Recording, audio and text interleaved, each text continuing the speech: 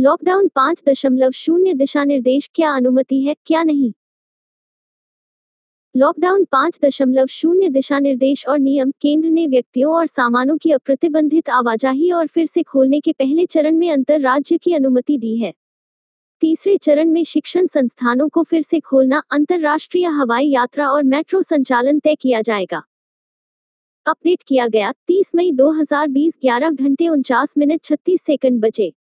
आगे नए दिशानिर्देशों में व्यक्तियों और सामानों के राज्य आंदोलन की अनुमति दी गई है, लेकिन राज्य विनियमित होंगे। तस्वीर में दिल्ली गाजियाबाद बॉर्डर।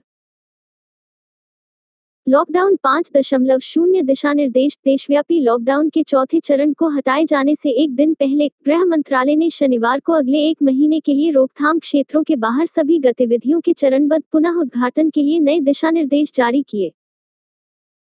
केंद्र ने 3 चरणों में फिर से खोलने की घोषणा की है, जिसमें पहले होटल, शॉपिंग मॉल और धार्मिक स्थानों को खोलने की अनुमति है।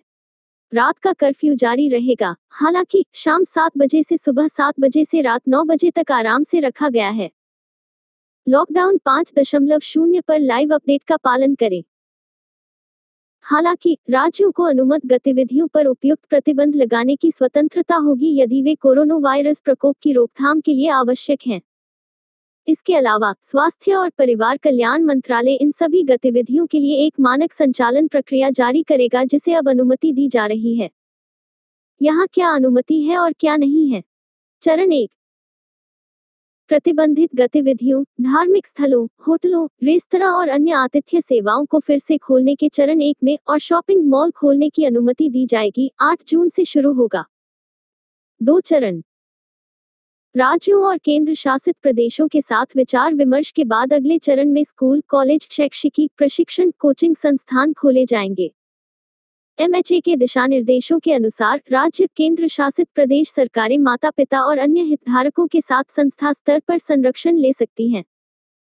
जुलाई में इन संस्थानों को फिर से खोलने का फैसला लिया जाएगा। चरण 3। अगस्त में तीसरे चरण में निषिद्ध गतिविधियों को फिर से शुरू करने के लिए तारीखें तय की जाएंगी। अंतर्राष्ट्रीय हवाई यात्रा, मेट्रो संचालन, सिनेमा हॉल, व्यायामशाला, स्विमिंग पूल, मनोरंजन पार्क, थिएटर, बार और ऑडिटोरियम, असेंबली हॉल इस प्रकार अब बंद रहेंगे। सामाजिक, राजनीतिक, खेल, मनोरंजन, शैक्षणिक, सांस्कृतिक या धार्मिक कार्यों सहित सभी कार्यक्रम और बड़े मंडली तीसरे चरण तक प्रतिबंधित रहते हैं। फर्स्ट, अप्रतिबंधित जन आंदोलन।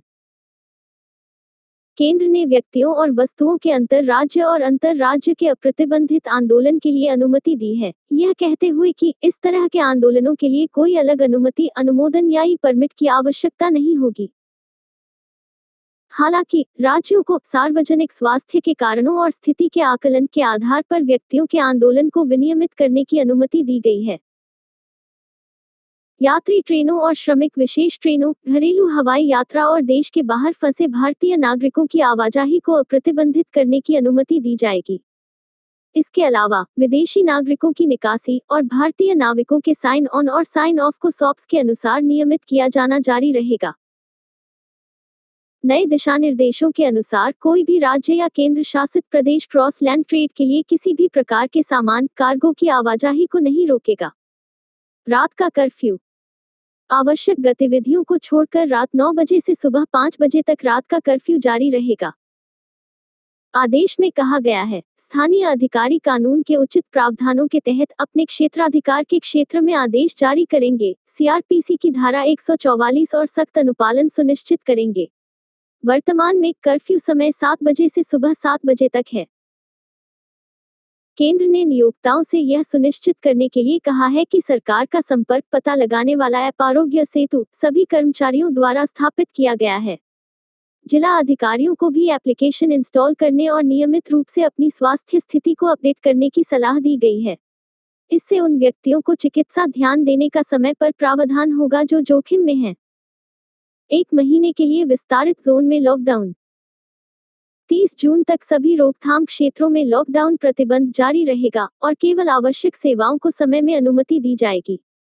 राज्य और केंद्र शासित प्रदेश कंटेनर जोन के बाहर बफर जोन की पहचान भी कर सकते हैं, जहां नए मामले होने की संभावना अधिक होती है। बफर जोन के भीतर आवश्यक के रूप में प्रतिबंधों को जिला अधिकारियों द्वारा रखा जा सकता है। 65 वर्ष से अधिक आयु के व्यक्तियों, सहरूगणता वाले व्यक्तियों, गर्भवती महिलाओं और 10 वर्ष से कम उम्र के बच्चों को भी घर पर रहने की सलाह दी जाती है।